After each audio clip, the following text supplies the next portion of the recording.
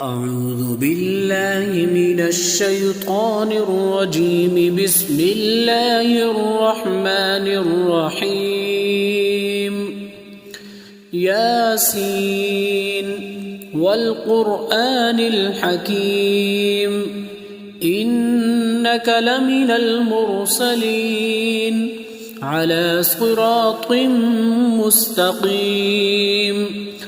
تنزيل العزيز الرحيم لتنذر قوما ما أنذر آباؤهم فهم غافلون. لقد حق القول على أكثرهم فهم لا يؤمنون. إنا جعلنا في أعناقهم أغلالا فهي إلى الأذقان فهم مقمحون. وجعلنا من بين أيديهم سدا ومن خلفهم سدا فأغشيناهم فهم لا يبصرون. وسواء عليهم أأنذرتهم أم لم تنذرهم لا يؤمنون. إنما تنذر من اتبع الذكر وخشي الرحمن بالغيب فبشره بمغفرة وأجر كريم. إنا نحن نحيي الموتى ونكتب ما قدموا وآثارهم وكل شيء أحصيناه في إمام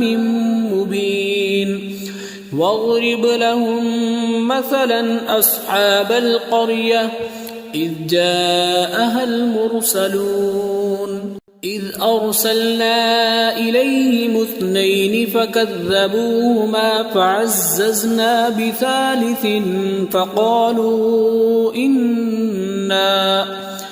فقالوا إنا إليكم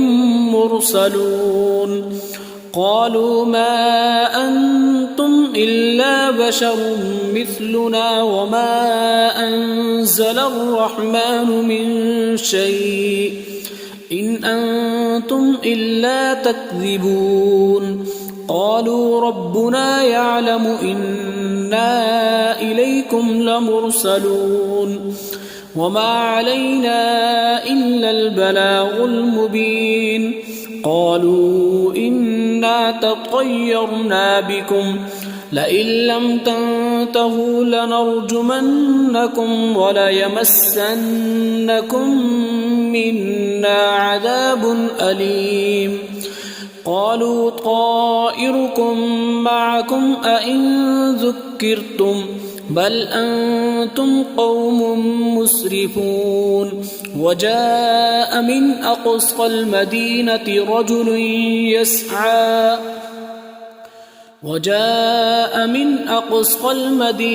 رجل يسعى قال يا قوم اتبعوا المرسلين اتبعوا من لا يسألكم أجرا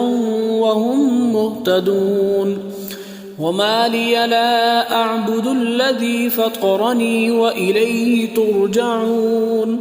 أأتخذ من دونه آلهة إن يردني الرحمن بضر لا تغن عني شفاعتهم شيئا ولا ينقذون. إني إذا لفي ضلال مبين.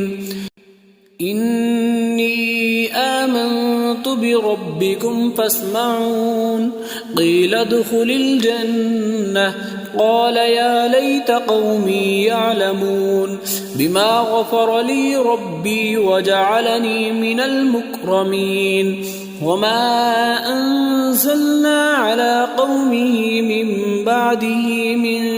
جند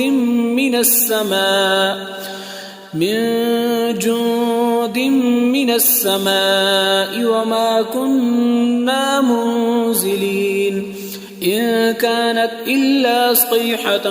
واحدة فإذا هم خامدون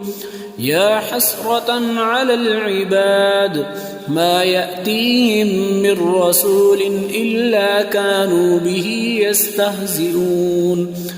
ألم يروا كم أهلكنا قبلهم من القرون أنهم إليهم لا يرجعون وإن كل لما جميع لدينا محضرون وآية لهم الأرض الميتة أحييناها وأخرجنا منها حبا فمنه يأكلون وجعلنا فيها جنات من نخيل وأعناب وفجرنا فيها من العيون ليأكلوا من ثمره وما عملته أيديهم أفلا يشكرون سبحان الذي خلق الأزواج كلها مما تنبت الأرض ومن أنفسهم ومما لا يعلمون وآية لهم الليل نسلخ منه النهار فإذا هم مظلمون والشمس تجري لمستقر لها ذلك تقدير العزيز العليم والقمر قدرناه منازل حتى عاد كالعرجون القديم لا الشمس ينبغي لها أن تدرك القمر ولا الليل سابق النهار وكل في فلك يسبحون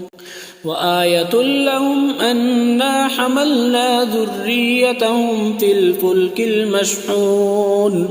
وخلقنا لهم من مثله ما يركبون وإن نشأ نغرقهم فلا صريخ لهم ولا هم ينقذون إلا رحمة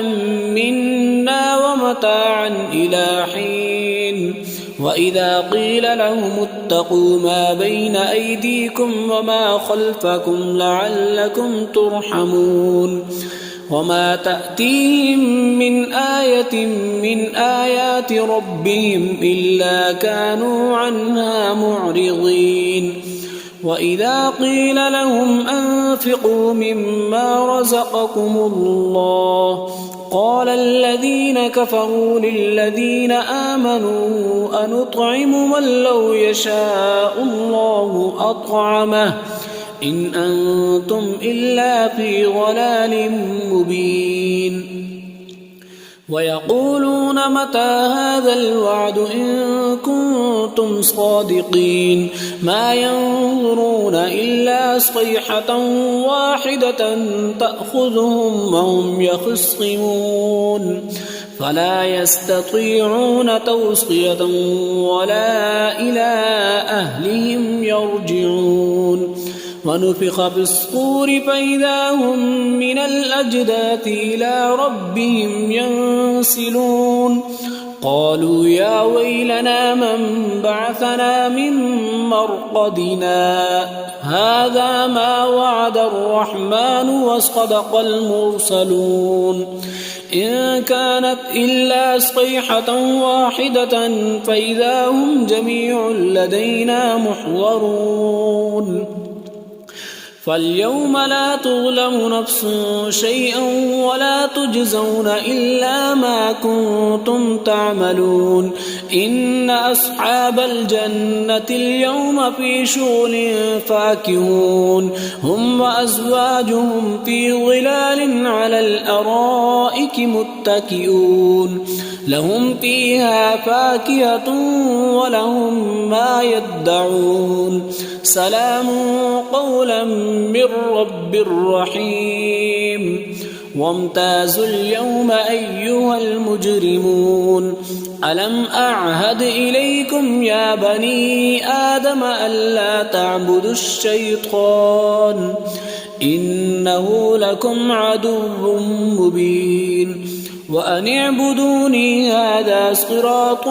مستقيم ولقد أضل منكم جبلا كثيرا أفلم تكونوا تعقلون هذه جهنم التي كنتم توعدون اصلوها اليوم بما كنتم تكفرون اليوم نختم على أفواههم وتكلمنا أيديهم وتشهد أرجلهم بما كانوا يكسبون ولو نشاء لطمسنا على أعينهم فاستبقوا الصراط فأنى يبصرون ولو نشاء لمسخناهم على مكانتهم فما استطاعوا مضيا ولا يرجعون ومن نعمره ننكسه في الخلق أفلا يعقلون وما علمناه الشعر وما ينبغي له إن هو إلا ذكر وقرآن مبين لينذر من كان حيا ويحق القول على الكافرين أولم يروا أنا خلقنا لهم مما عملت أيدينا أنعاما فهم لها مالكون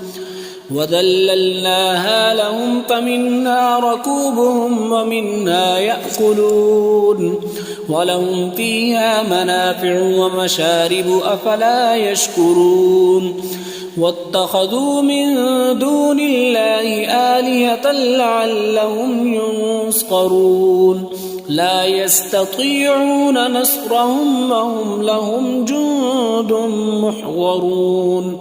فلا يحزنك قولهم إنا نعلم ما يسرون وما يعلنون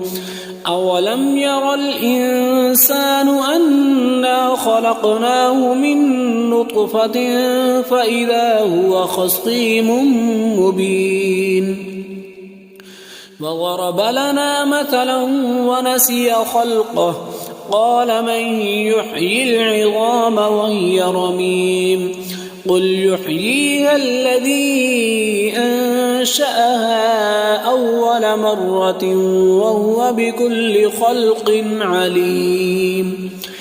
الذي جعل لكم من الشجر الأخضر نارا فإذا أنتم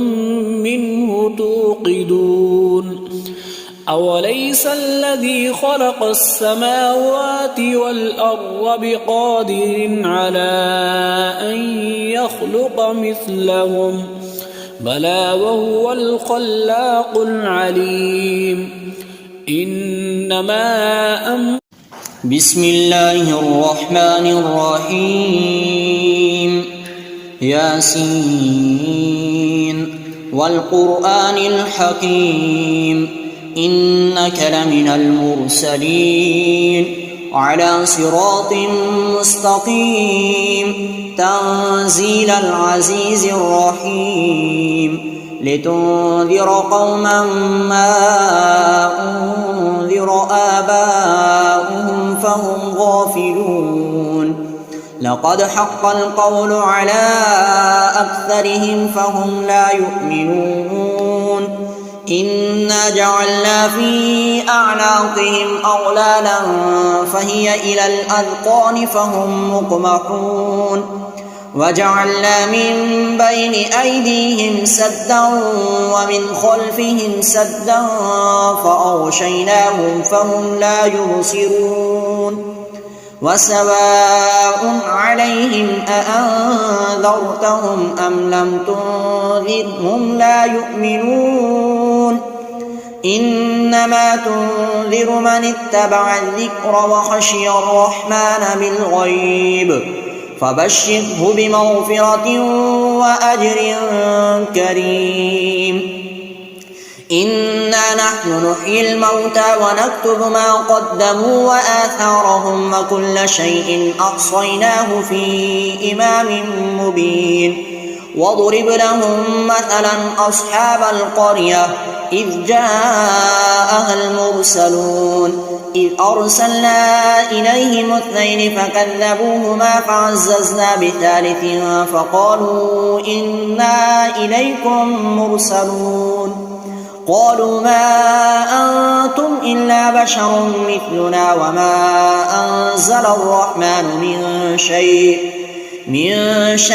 إن أنتم إلا تكذبون قالوا ربنا يعلم إنا إليكم لمرسلون وما علينا إلا البلاغ المبين قالوا إنا تطيرنا بكم لئن لم تنتهوا لنرجمنكم وليمسنكم منا عذاب أليم قالوا طائركم معكم أئن ذكرتم بل أنتم قوم مسرفون وجاء من أقصى المدينة رجل يسعى قال يا قوم اتبعوا المرسلين اتبعوا من لا يسألكم أجرا وهم مهتدون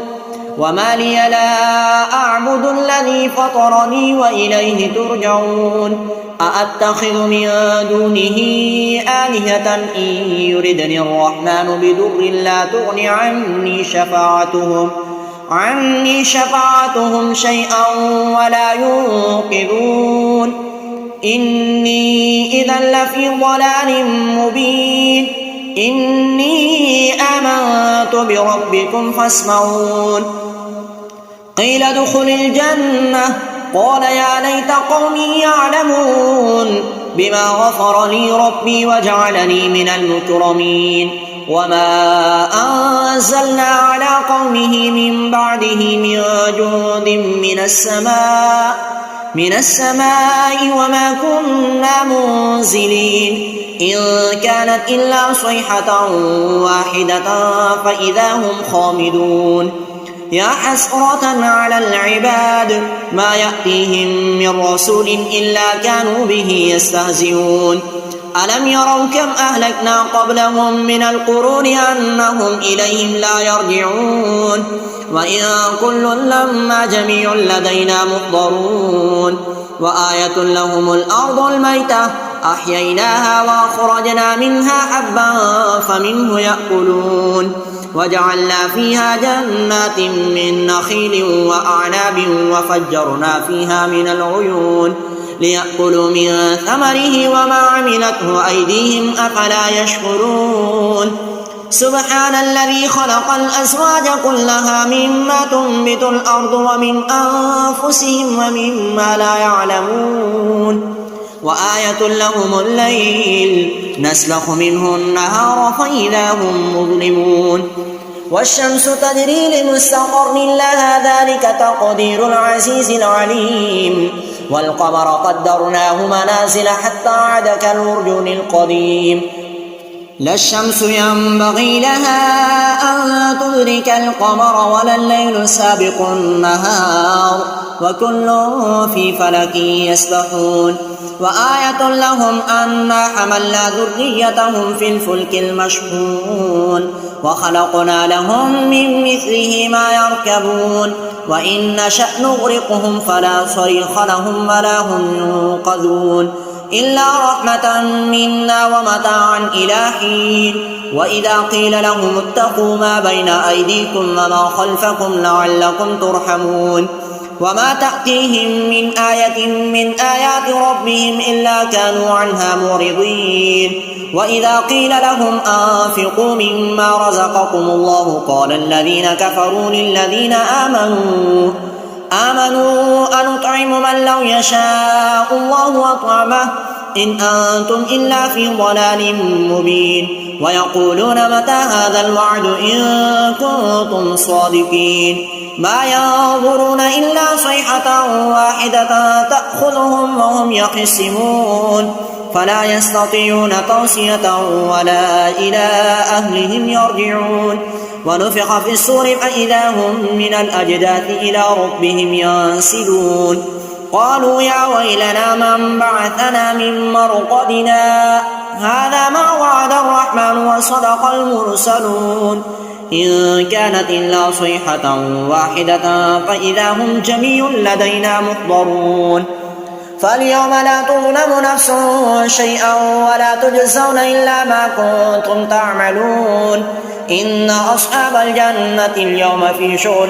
فاكهون هم وأزواجهم في ظلال على الأرائك متكئون لهم فيها فاكهة ولهم ما يدعون سلام قولا من رب رحيم وامتازوا اليوم أيها المجرمون ألم عهد إليكم يا بني آدم أن لا تعبدوا الشيطان إنه لكم عدو مبين وأن اعبدوني هذا صراط مستقيم ولقد أضل منكم جبلا كثيرا أفلم تكونوا تعقلون هذه جهنم التي كنتم توعدون اصلوها اليوم بما كنتم تكفرون اليوم نختم على أفواههم وتكلمنا أيديهم وتشهد أرجلهم بما كانوا يكسبون ولو نشاء لطمسنا على أعينهم فاستبقوا الصراط فأنى يبصرون ولو نشاء لمسخناهم على مكانتهم فما استطاعوا مضيا ولا يرجعون ومن نعمره ننكسه في الخلق أفلا يعقلون وما علمناه الشعر وما ينبغي له إن هو إلا ذكر وقرآن مبين لينذر من كان حيا ويحق القول على الكافرين أولم يروا أنا خلقنا لهم مما عملت أيدينا أنعاما فهم لها مالكون وذللناها لهم فمنها ركوبهم ومنها يأكلون ولهم فيها منافع ومشارب أفلا يشكرون واتخذوا من دون الله آلهة لعلهم ينصرون لا يستطيعون نصرهم وهم لهم جند محضرون فلا يحزنك قولهم إنا نعلم ما يسرون وما يعلنون أولم يرى الإنسان أنا خلقناه من نطفة فإذا هو خصيم مبين وضرب لنا مثلا ونسي خلقه قال من يحيي العظام وهي رميم قل يحييها الذي أنشأها أول مرة وهو بكل خلق عليم الذي جعل لكم من الشجر الأخضر نارا فإذا أنتم منه توقدون أوليس الذي خلق السماوات والأرض بقادر على أن يخلق مثلهم بلى وهو الخلاق العليم إنما أمره إذا أراد شيئا أن يقول له كن فيكون فسبحان الذي بيده ملكوت كل شيء وإليه ترجعون أعوذ بالله من الشيطان الرجيم بسم الله الرحمن الرحيم الرحمن علم القرآن خلق الإنسان علمه البيان الشمس والقمر بحسبان والنجم والشجر يسجدان والسماء رفعها ووضع الميزان ألا تطغوا في الميزان وأقيموا الوزن بالقسط ولا تخسروا الميزان والأرض وضعها للأنام فيها فاكهة والنخل ذات الأكمام والحب ذو العصف والريحان فبأي آلاء ربكما تكذبان خلق الإنسان من صلصال كالفخار وخلق الجان من مارج من نار فبأي آلاء ربكما تكذبان رب المشرقين ورب المغربين فبأي آلاء ربكما تكذبان مرج البحرين يلتقيان بينهما برزخ لا يبغيان فبأي آلاء ربكما تكذبان يخرج منهما اللؤلؤ والمرجان فبأي آلاء ربكما تكذبان وله الجوار المنشآت في البحر كالأعلام فبأي آلاء ربكما تكذبان كل من عليها فان ويبقى وجه ربك ذو الجلال والإكرام فبأي آلاء ربكما تكذبان يسأله من في السماوات والأرض كل يوم هو في شأن فبأي آلاء ربكما تكذبان سنفرغ لكم أيها الثقلان فبأي آلاء ربكما تكذبان يا معشر الجن والإنس إن استطعتم أن تنفذوا من أقطار السماوات والأرض فانفذوا لا تنفذون إلا بسلطان فبأي آلاء ربكما تكذبان يرسل عليكما شواظ من نار ونحاس فلا تنتصران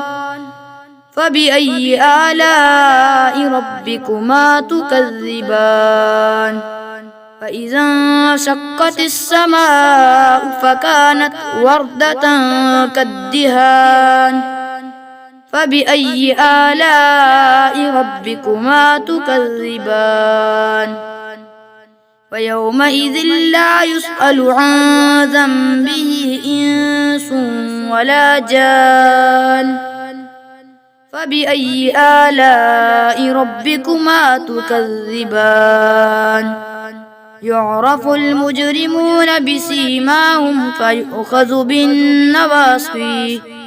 بالنواصي والأقدام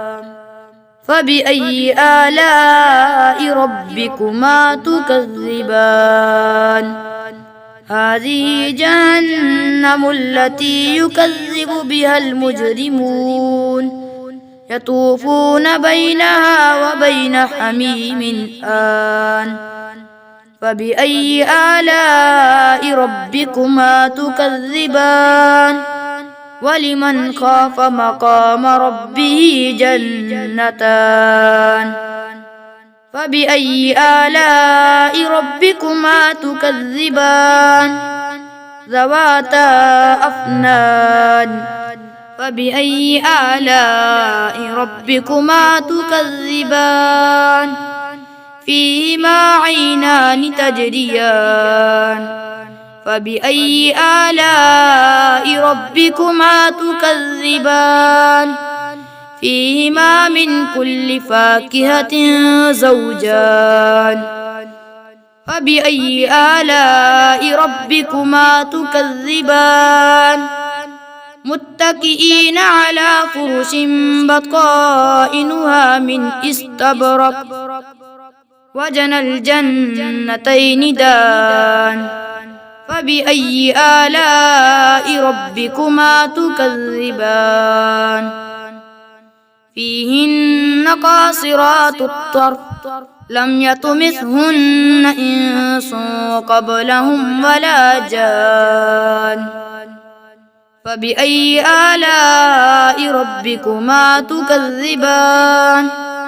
كأنهن الياقوت والمرجان فبأي آلاء ربكما تكذبان هل جزاء الإحسان إلا الإحسان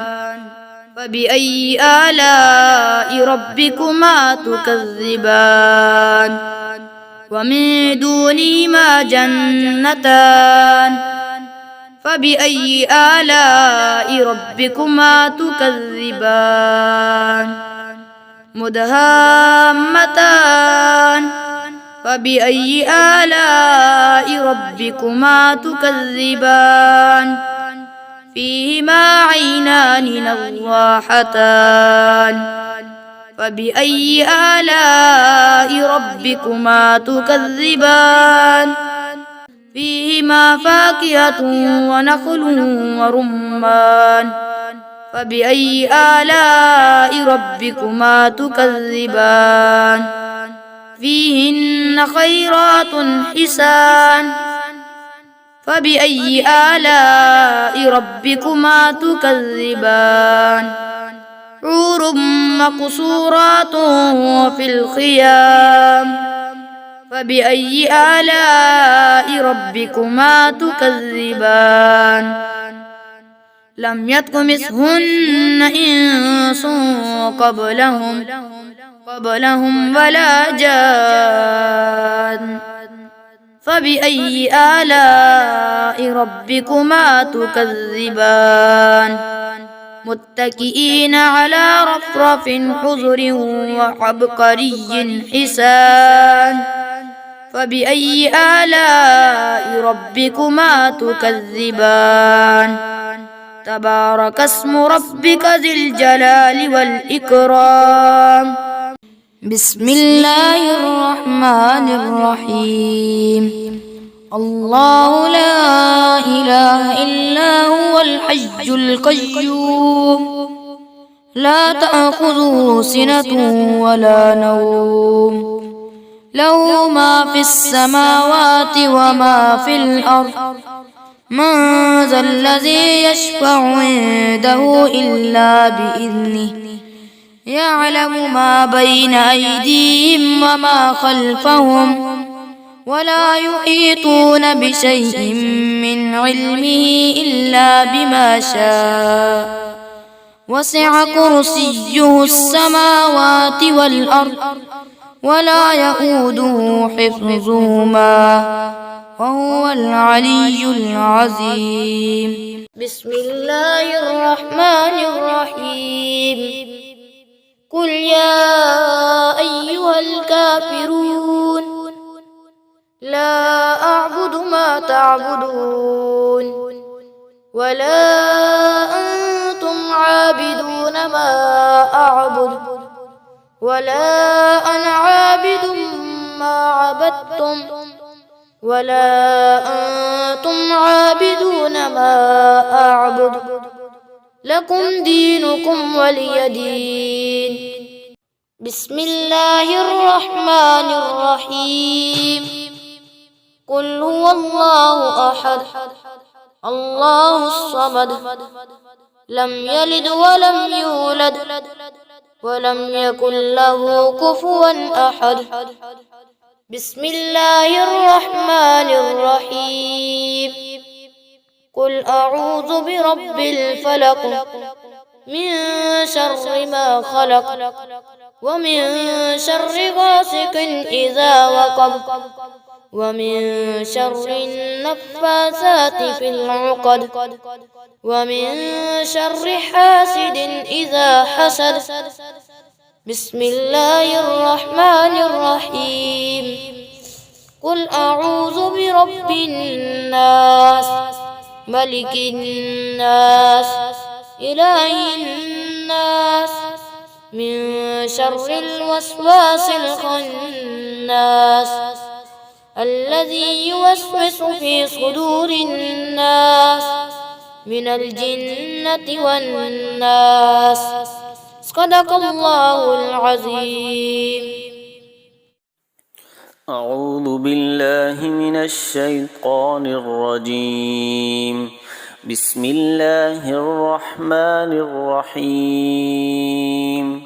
تبارك الذي بيده الملك وهو على كل شيء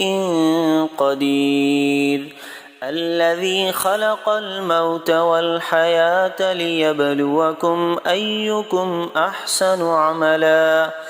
وهو العزيز الغفور الذي خلق 7 سماوات طباقا ما ترى في خلق الرحمن من تفاوت فارجع البصر هل ترى من فطور ثم ارجع البصر كرتين ينقلب إليك البصر خاسئا وهو حسير ولقد زينا السماء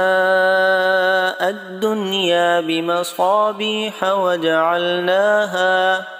وجعلناها رجوما للشياطين وأعتدنا لهم عذاب السعير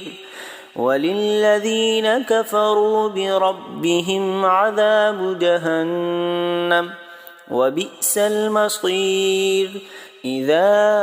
ألقوا فيها سمعوا لها شهيقا وهي تفور تكاد تميز من الغيظ كلما ألقي فيها فوج سألهم خزنتها ألم يأتكم نذير قالوا بلى قد جاءنا نذير فكذبنا وقلنا ما نزل الله من شيء إن أنتم إلا في ضلال كبير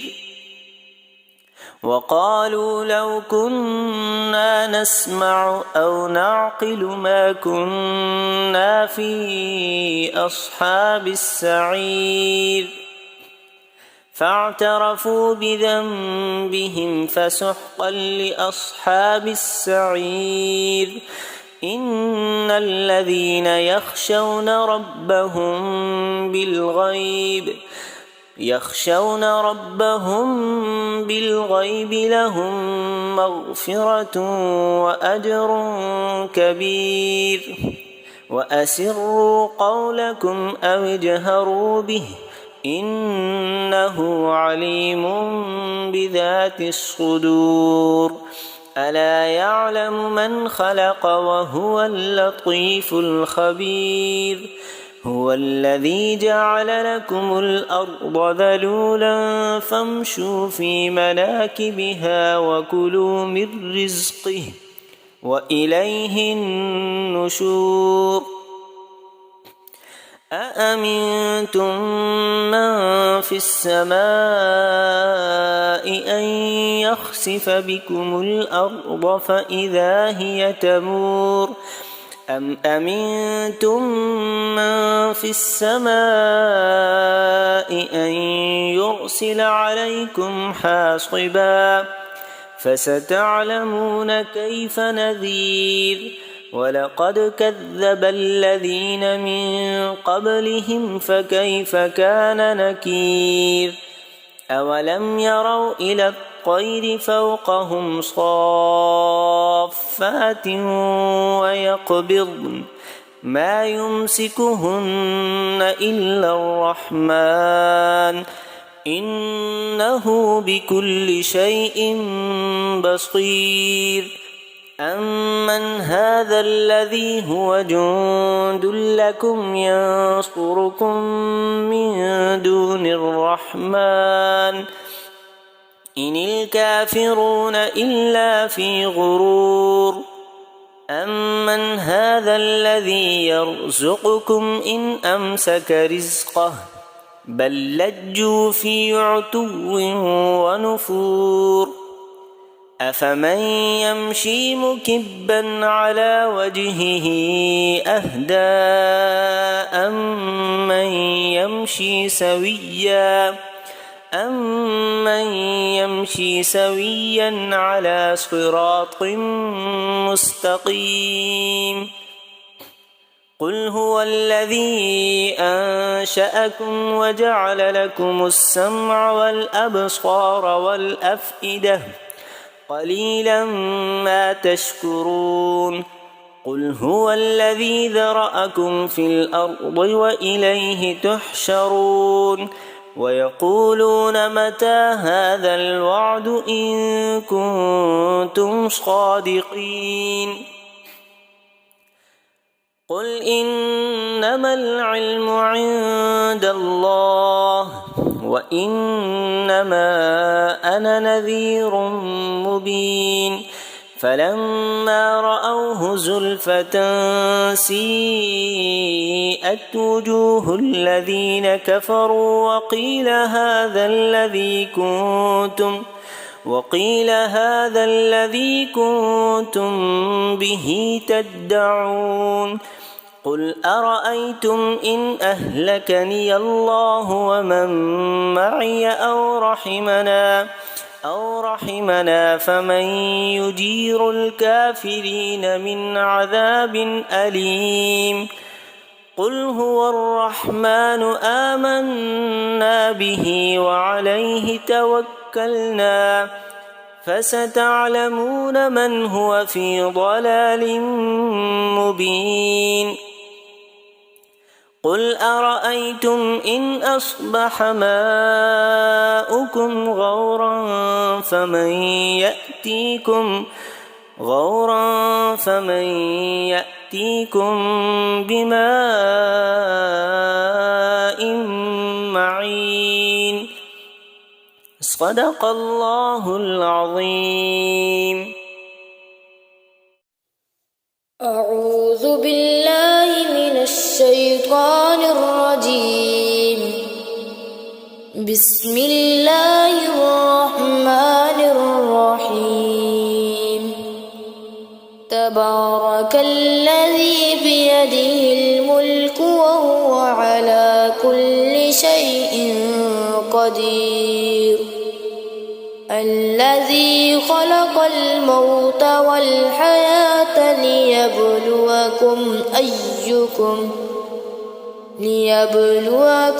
أيكم أحسن عملا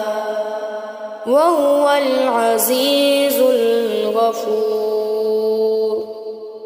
الذي خلق 7 سماوات طباقا ما ترى في خلق الرحمن من تفاوت فارجع البصر هل ترى من فطور ثم ارجع البصر كرتين ينقلب إليك البصر خاسئا وهو حسير. ولقد زينا السماء الدنيا بمصابيح وجعلناها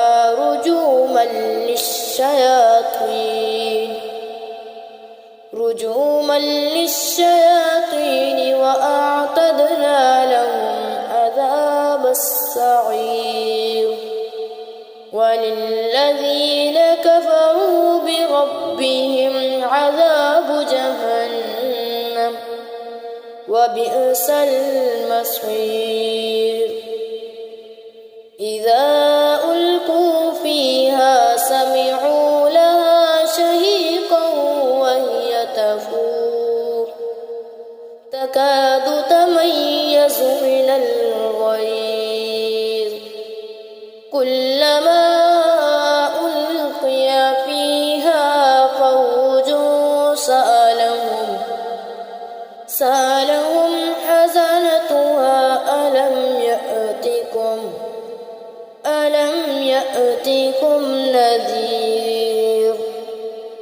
قالوا بلى قد جاءنا نذير فكذبنا وقلنا ما نزل الله من شيء إن أنتم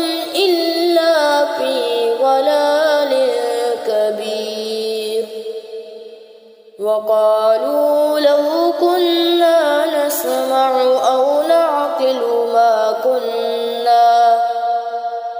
ما كنا في أصحاب السعير فاعترفوا بذنبهم فسحقا لأصحاب السعير إن الذين يخشون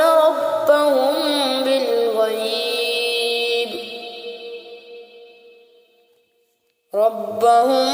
بالغيب لهم مغفرة وأجر كبير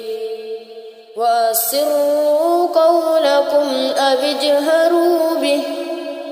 إنه عليم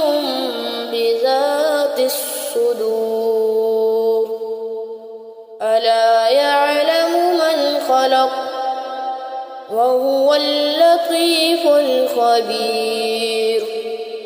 هو الذي جعل لكم الأرض ذلولا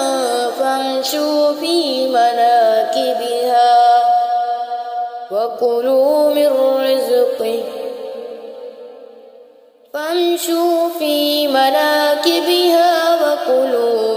رزقه وإليه النشور أأمنتم من في السماء أن يخسف بكم الأرض فإذا هي تمور أم أمنتم من في السماء أن يرسل عليكم حاصبا فستعلمون كيف نذير ولقد كذب الذين من قبلهم فكيف كان نكير أولم يروا إلى الطير فوقهم صافات ويقبض ما يمسكون إلا الرحمن إنه بكل شيء بصير أمن هذا الذي هو جند لكم ينصركم من دون الرحمن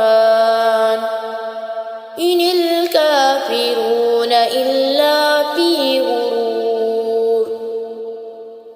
أمن هذا الذي يرزقكم إن أمسك رزقه بل لجوا في عتو ونفور أفمن يمشي مكبا على وجهه أهدى أمن يمشي سويا على صراط مستقيم قل هو الذي أنشأكم وجعل لكم السمع والأبصار والأفئدة قليلا ما تشكرون قل هو الذي ذرأكم في الأرض وإليه تحشرون ويقولون متى هذا الوعد إن كنتم صادقين قل إنما العلم عند الله وإنما أنا نذير مبين فلما رأوه زلفة سيئت وجوه الذين كفروا وقيل هذا الذي كنتم به تدعون قل أرأيتم إن أهلكني الله ومن معي أو رحمنا فمن يجير الكافرين من عذاب أليم قل هو الرحمن آمنا به وعليه توكلنا فستعلمون من هو في ضلال مبين قل أرأيتم إن أصبح ماؤكم غورا فمن يأتيكم بماء معين صدق الله العظيم. أعوذ بالله من الشيطان الرجيم. بسم الله الرحمن الرحيم. الرحمن علم القرآن خلق الإنسان علمه البيان الشمس والقمر بحسبان والنجم والشجر يسجدان والسماء رفعها ووضع الميزان ألا تطغوا في الميزان وأقيموا الوزن بالقسط ولا تخسروا الميزان والأرض وضعها للأنام فيها فاكهة والنخل ذات الأكمام والحب ذو العصف والريحان فبأي آلاء ربكما تكذبان خلق الإنسان من صلصال كالفخار وخلق الجان من مارج من نار فبأي آلاء ربكما تكذبان رب المشرقين ورب المغربين فبأي آلاء ربكما تكذبان مرج البحرين يلتقيان بينهما برزخ لا يبغيان فبأي آلاء ربكما تكذبان يخرج منهما اللؤلؤ والمرجان فبأي آلاء ربكما تكذبان وله الجوار المنشآت في البحر كالأعلام فبأي آلاء ربكما تكذبان كل من عليها فان ويبقى وجه ربك ذو الجلال والإكرام فبأي آلاء ربكما تكذبان يسأله من في السماوات والأرض كل يوم هو في شأن فبأي آلاء ربكما تكذبان سنفرغ لكم أيها الثقلان فبأي آلاء ربكما تكذبان يا معشر الجن والإنس إن استطعتم أن تنفذوا من أقطار السماوات والأرض فانفذوا لا تنفذون إلا بسلطان فبأي آلاء ربكما تكذبان يرسل عليكما شواظ من نار ونحاس فلا تنتصران فبأي آلاء ربكما تكذبان فإذا انشقت السماء فكانت وردة كالدهان فبأي آلاء ربكما تكذبان فيومئذ لا يسأل عن ذنبه إنس ولا جان فبأي آلاء ربكما تكذبان يعرف المجرمون بسيماهم فيؤخذ بالنواصي والأقدام فبأي آلاء ربكما تكذبان هذه جهنم التي يكذب بها المجرمون يطوفون بينها وبين حميم آن فبأي آلاء ربكما تكذبان ولمن خاف مقام ربه جنتان فبأي آلاء ربكما تكذبان ذواتا أفنان فبأي آلاء ربكما تكذبان فيهما عينان تجريان فبأي آلاء ربكما تكذبان فيهما من كل فاكهة زوجان فبأي آلاء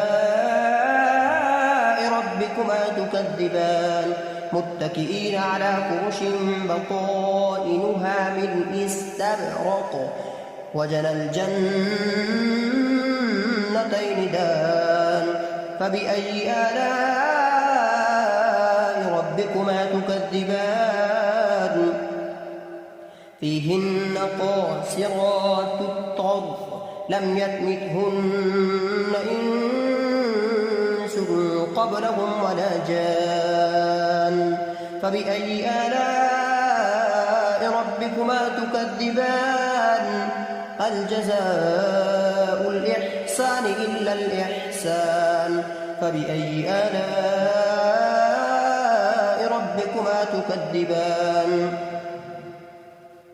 ومن دونهما جنتان فبأي آلاء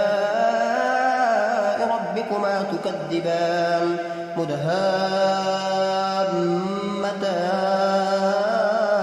فبأي آلاء